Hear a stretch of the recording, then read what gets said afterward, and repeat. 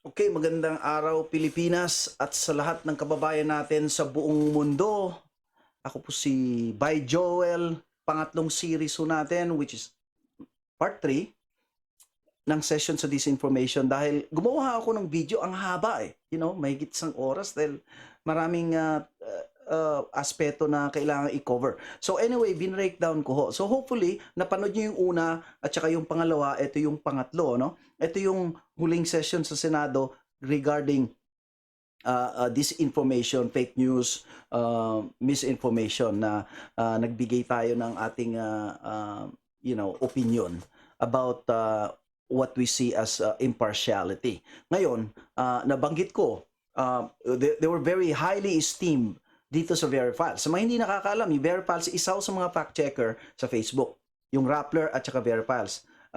Tinatanong nyo ako kung bakit sila ang napiling fact-checker ng Facebook where they are notoriously known to be one-sided and biased dahil nasa Liberal Party sinusuportahan nila, and secondly, they are supporting yung mga party list who are identified to be allied, kung tawagin nila red tag allied ng CPP and PA, so ngayon kalkalin natin bakit sila hindi ko sasabihin sa inyo na I don't know why, but I know why sila ang pinili ng Facebook. Okay, so fact checker, let's start with fact checking na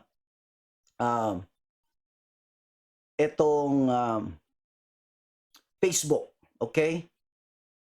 Ngayon, marami sa atin na naka-experience, especially yung mga may ingay, yung mga pro-DDS. Dahil at some point, merong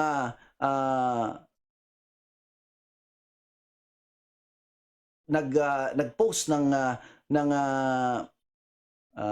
what's this called? Information about taking down, no? Oops, that's not the one. Sorry.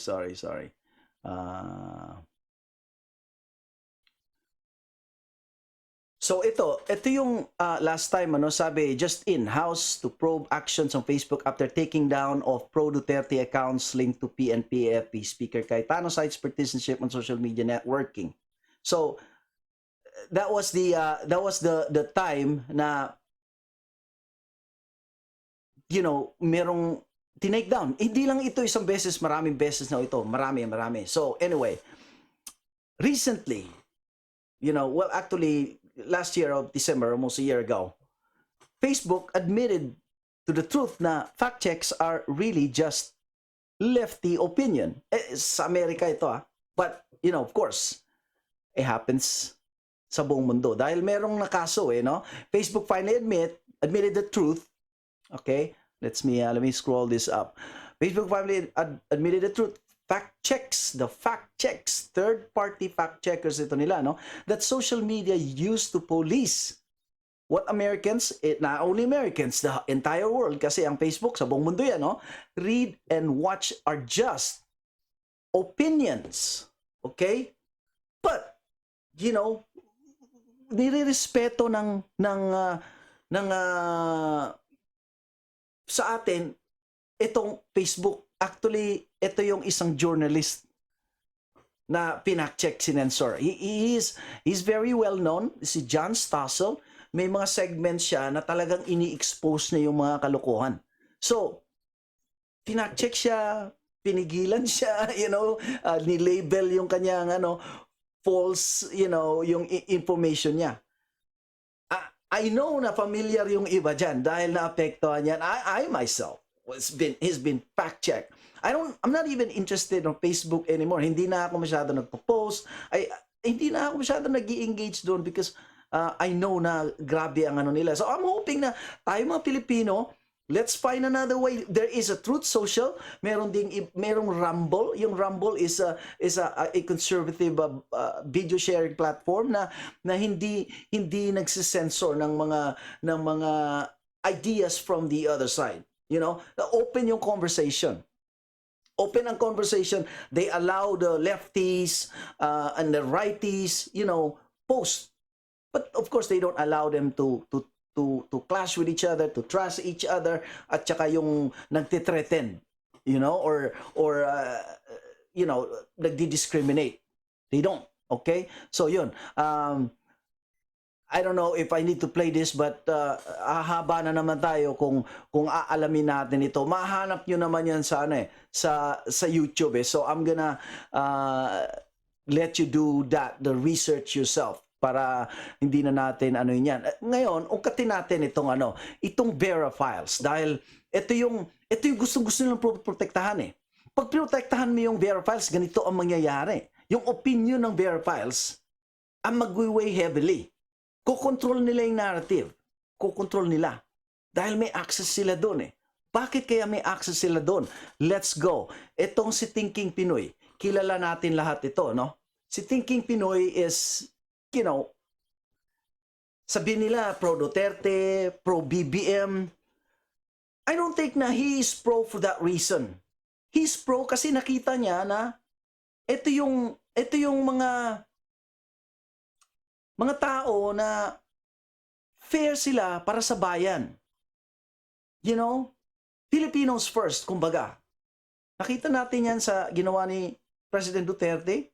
Marami siya nabago. Although, of course, yung kabila, they're not really convinced. Ang nakikita nila, yung sinasabi ng mga media, yung extrajudicial killing, which is yung Krappler, itong mga pati New York Times, iba-ibang mga liberal mainstream media are pushing for it na during that time, panahon ni President Duterte, halos ang Pilipinas, konti na, dahil dinadala nila sa International Human Rights Court, konti na tayong malusob, para tanggalin si President Duterte, palitan yung regime.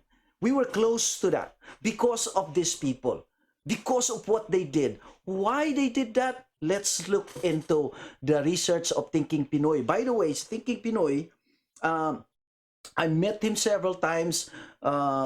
He stayed one time sa bahay ko nung meron silang coverage dito. And we spent a lot of time here, yung panahon na nasa program ako ng I Am Pinoy Proud ako.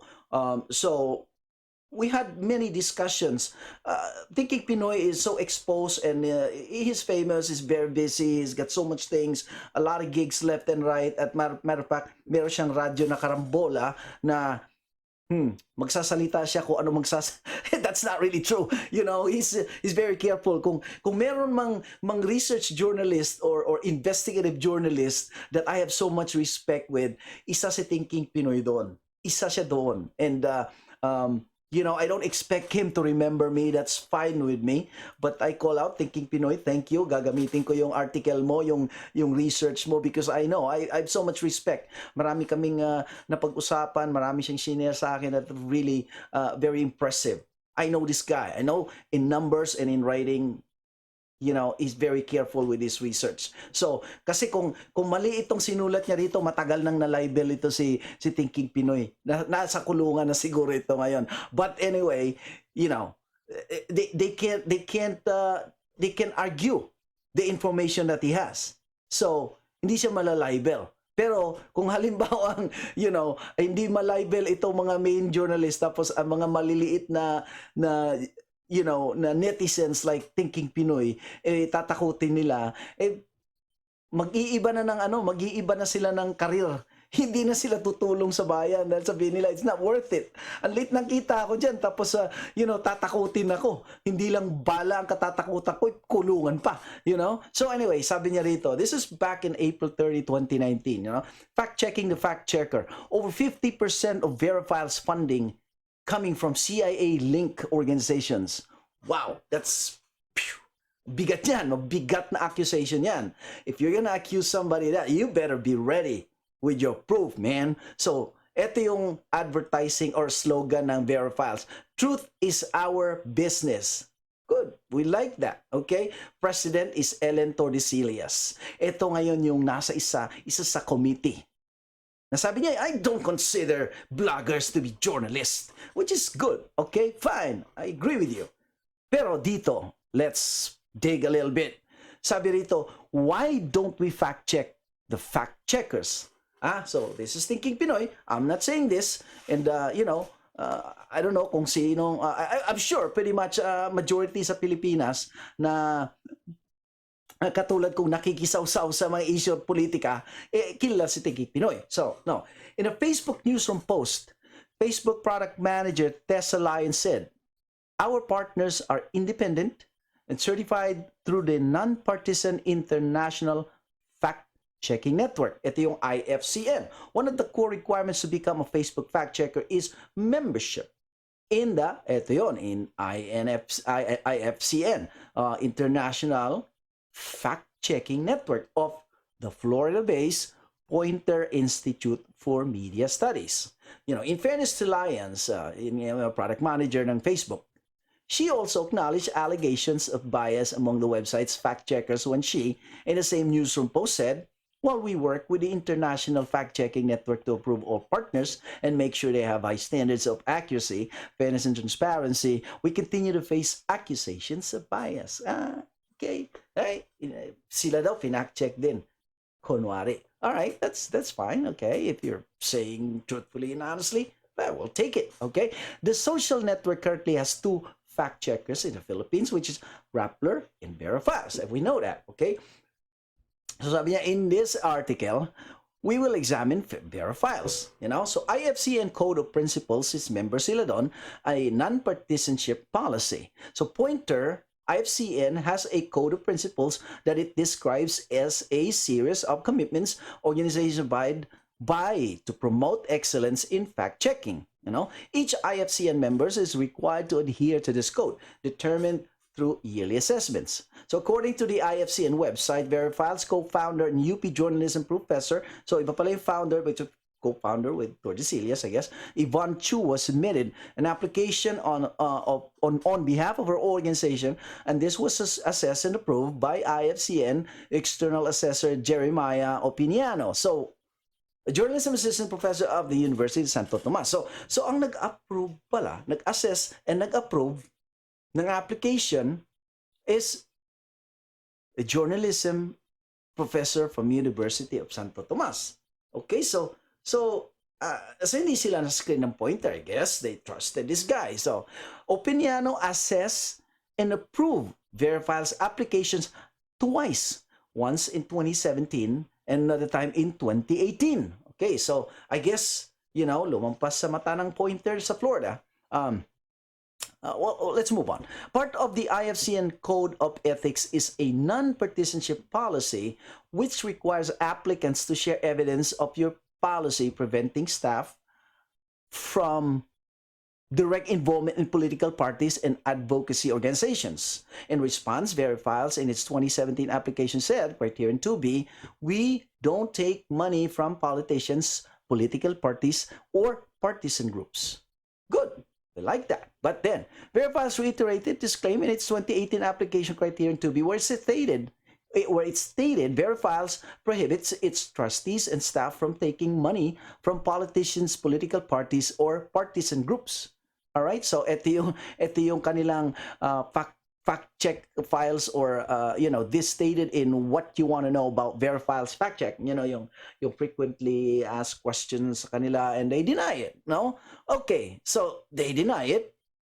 The problem, however, is that a closer look at its finances show that it may have been lying in both 2017 and 2018. So this is the work of a diligent, deep research, investigative journalism. Okay? Ito yung gusto nilang patahimikin. Yung mga taong marunong mag-ungkat para malaman ang katotohanan. Because obviously, they denied and they lied. Okay? So now, let's discuss in greater detail itong naungkat ni Thinking Pinoy. Okay? Verifiles funding source. Now, remember, dininay nila na non-partisanship sila, hindi sila tumatanggap ng pera. Section 4 of the IFCN Code of Philippines application form entitled Transparency of Funding and Organizations, requires Verifiles to disclose funding sources. Excuse me. To address this, in its 2017 application, Verifile submitted its 2016 schedule of contributions, donations, private entities that listed 5 sources of funding. Verifile's 2016 funding sources are as follows. Here you go. Excuse me. National Endowment for Democracy. NED. Tandaan niya, National Endowment for Democracy. Ang perang binigay, okay, this is contributions and donations, no? 2,539 and 50. I mean, 2,530,000. This is not a payment for service, by the way. This is donations. This is contributions. Why? Because they have special interest. They are special interest group. Let's dig out a little bit more. Now, World Health Organization give 1,998,879. So again, this is not for service, but contributions and donations. However, alam nyo, there's always string attached. Nobody was just going to give money to somebody and say, hey, I have some money I want to give you. I want to support. I like what you're doing. Here's the money. No string attached. Of course, they're going to tell, okay, we're going to give you money, but do us a favor, please. Can you do this for us? Okay? That's so obvious. That's not a no-brainer. Okay? Everybody do that. I'll scratch your back. You scratch my back. Okay? Ganyan lang naman yan eh. You know, they're not really nice people that they was squandering their money for the sake of spending their money. So, you know, kung naniniwala ka dyan, you probably believe in Santa Claus. Okay? So, the Asia Foundation, which is 2,101,401. And Reporters Without Borders in Germany, in Europe, okay? What kind of business they're trying to do here na, you know, they're trying to, you know, sa politika kasi pag nagbigay ng pera, you want to try to influence someone. You know, if you don't understand what happened with FTX, you know, the cryptocurrency na nangyari sa Pilipinas, you know, I'll scratch your back, you scratch my back. That's what happened, okay? Political. Reporters Without Borders in Germany, and then others are 1 million. I wonder who those others are, okay? So ito yung resibo, no? There is a document supporting TP's report, no? So, itong document na to, he's not gonna post it here kung kinuha niya lang sa recto ito or pinaprint niya sa Quiapo. You know, I highly doubt that. You know, I have respect on this guy and I'm sure he doesn't want to go to jail. All right, so that's why he have this. Okay, so now in its 2018 application, Verifiles listed 3 sources of 2017 funding, namely, again, National Endowment for Democracy. Oh, this time around, it doubled up, 4 million, from 2 million to 4 million. Oh, what are they trying to tell us? Why they're so interested in Verifiles' fact-checking ability? Okay, World Health Organization gave another 1,683,000. We know that this is 2017. And what happened in 2020? Yep. That was when the pandemic started and the WHO was enforcing all the information out and blocking everyone who opposes to their mandatory draconian measures of locking down everything because there is a pandemic. Okay? So, merong pinaghugutan nito at malalim. Okay? Others, 1,132,000. I don't know who is the others there, but that's what's you know, stated in the document here. Now, like I said, you know, hindi ito post ni TP if there's no veracity on it. Kung kinuha niya lang ito, meron lang nagbigay sa kanya at pinrint niya and then, you know, he decided to, wala akong magawa buong araw, ilabas ko to para siraan yung Verifiles. You know, para yun yung sinasabi ni Senator Tulfo na there are people who does that. Come on, sir. You know, you're old enough to not say that kind of words or that kind of statement. That is just ridiculous and absurd. Anyway, little arithmetic shows that Verifiles, I'm not going to question TP's math. You know, TP is brilliant in numbers. That I can guarantee you, okay? Derived 54% of its 2016 private funding from NED and TAF. 54% of their funding, more than half. Now, 59% of its private funding from NED alone in 2017. Now, let's examine these 2 major funders, okay?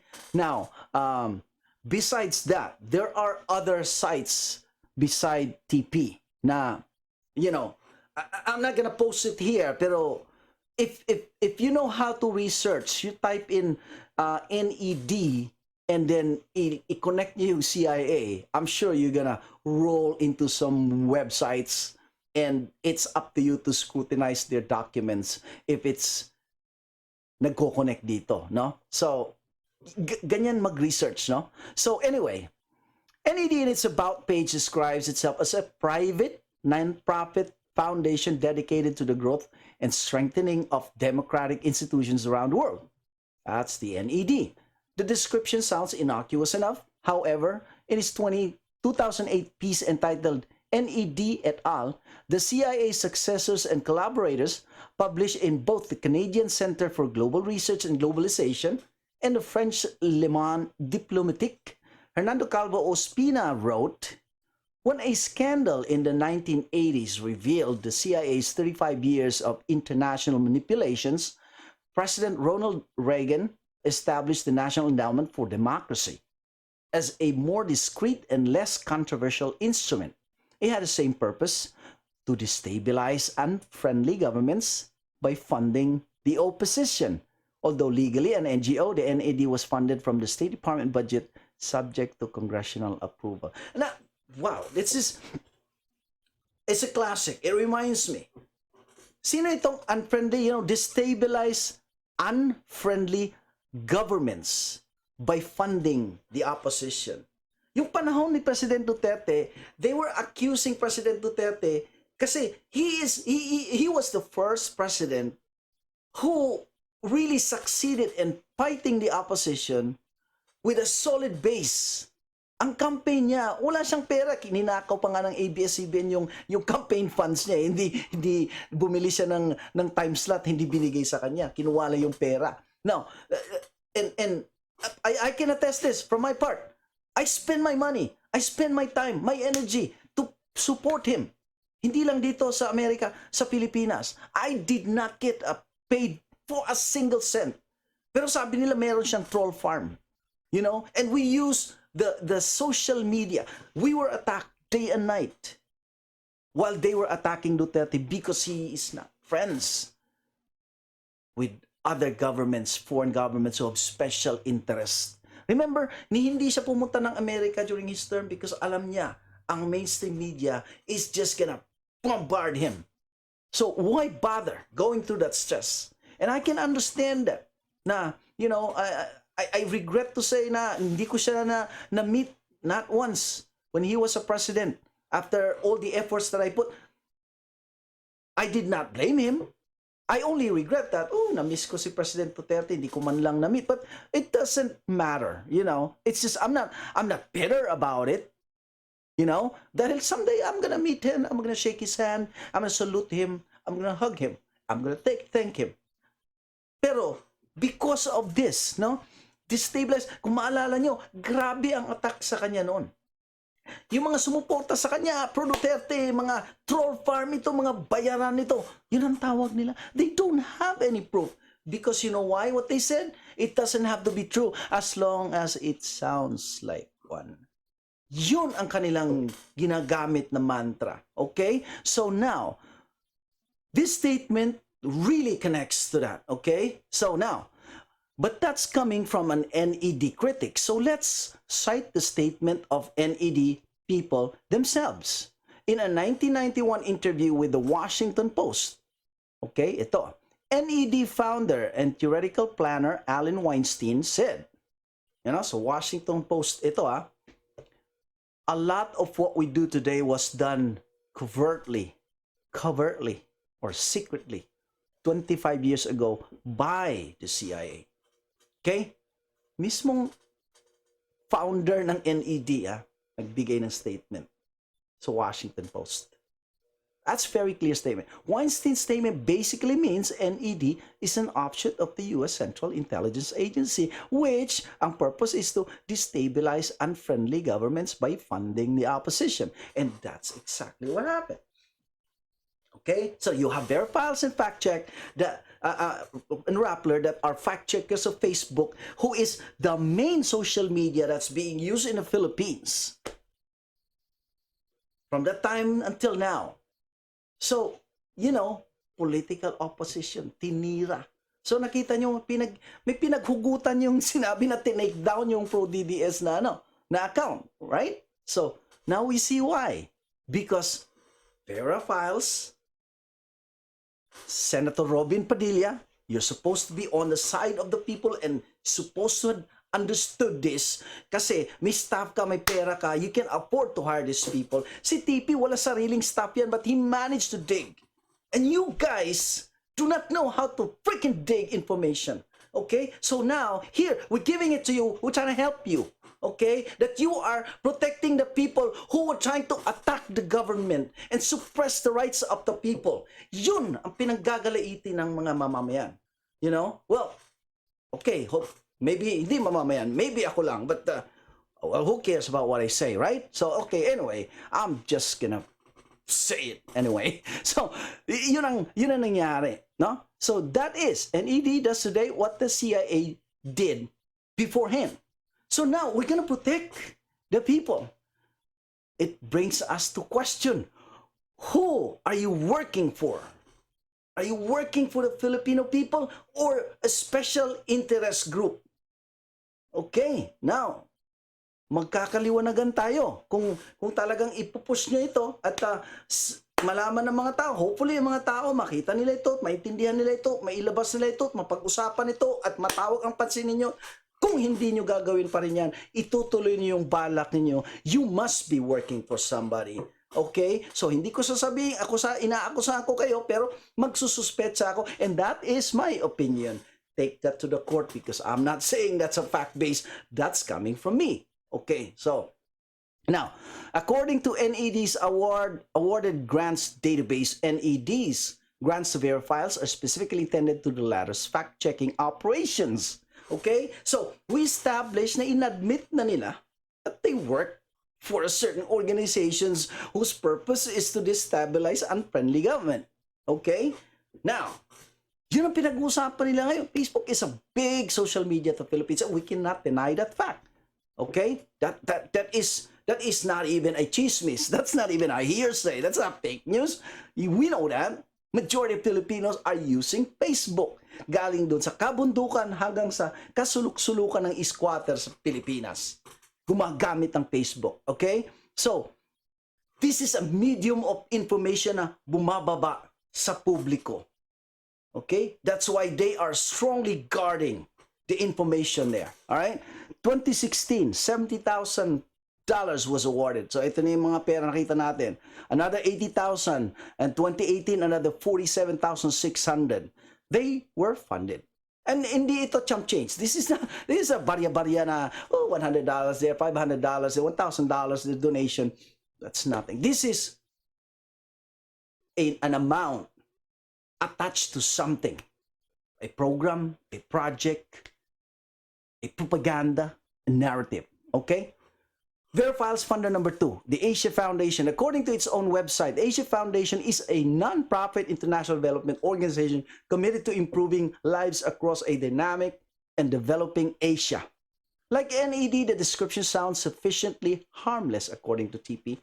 A 1977 New York Times article, Worldwide Propaganda Network Built by the CIA, detailing Asia's foundation beginnings, however, suggests otherwise as it states. This is coming from New York Times. So, he took an information from Washington Post, which is heavily liberal. Washington Post was bought by Jeff Bezos, who's like really liberal. And now New York Times, of course, we know that. No? The Asia Foundation was headed for years by the late Robert Blum, who, several sources said, resigned from the CIA to take it over. Okay. All right, so resigned to the CIA, took it over. The foundation provided cover for at least one CIA operative and carried out a variety of media-related ventures. Media-related ventures, including a program begun in 1955 of selecting and paying the expenses of Asian journalists for years study in Harvard's prestigious Nieman Fellowship Program. Okay? So, they are funding. So, ito yung tinatawag nila na Operation Mockingbird, which was actually defunct, but now they become a digital one. And it's unfortunately, from what we're seeing right now, in my opinion, in my opinion, Verifiles is one of them. Okay, so worldwide propaganda network built by the CIA. Blah blah blah blah blah. That's long. It's he's covered that already in all this. Okay, Asia Foundation and NED. I'm gonna leave that to you to come visit Thinking Pinoy's website and please read. Please read. Para ma-inform ho tayo. You know, we're not just gonna be magdadakdak na wala tayong solid information. You know, somebody has helped us do this. So hindi na tayo mahirapan. Thank you so much, TP. You know, you took the time to do this. The same CIA document states that in 1975, the State Department appointed a panel of private citizens with foreign affairs experience to review the foundation's record and potential for assisting in the achievement of U.S. objectives in Asia. The panel concluded that the foundation is an effective instrument for furthering of United States interest in Asia. They have interest, special interest group, okay? And they have to influence the media. Okay? It's called narrative propaganda. Okay? So these are propagandists that they are trying to protect and isi-censor nila si Juan de la Cruz para wag mag-ingay. You know, yung mga taong I don't think I'm part of it because, you know, I'm like, yeah, okay, I'm Juan de la Cruz, but I'm Juan nobody, okay? So, hindi ako. But my concern is there are people out there who works for the people. For the people, they don't get paid, okay? Yeah, they have their page.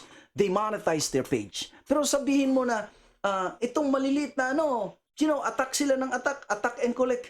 Hindi ho nila, I don't think they're gonna do that. They're even scared of yung pag gumawa sila ng channel nila or gawa sila ng video at may dumaan na music, natataranta sila dahil yung music madi-demonetize yung ano ko, mababan yung aking video, yung aking they're even scared of that. Ano lang yung demonetization lang yun ha, dahil yun ang hanap buhay nila, pinagkikitaan nila. Tapos yun ha, sasabihin mo na gagamitin nila yun para manakot sila. I don't think they can use that as a tool. I'm like, whoa, don't even go there.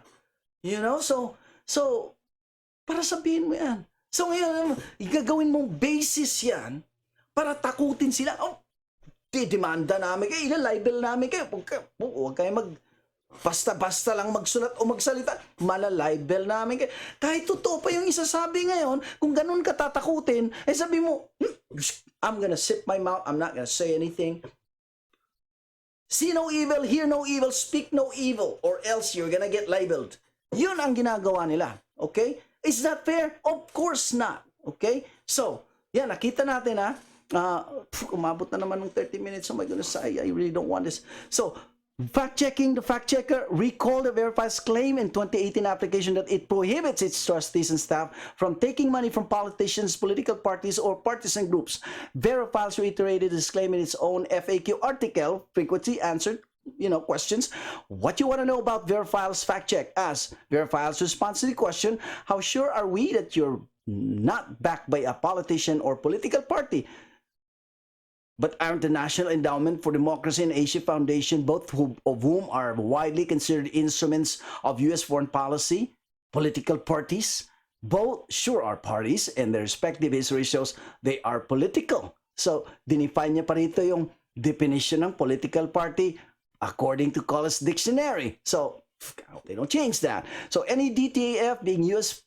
policy, foreign policy instruments squarely fit into that description. For the last two reporting periods, 2016-2017, Verifiles have been sourcing over half of its operating expenses from these two governments. So dapat sila ang imbestigahan.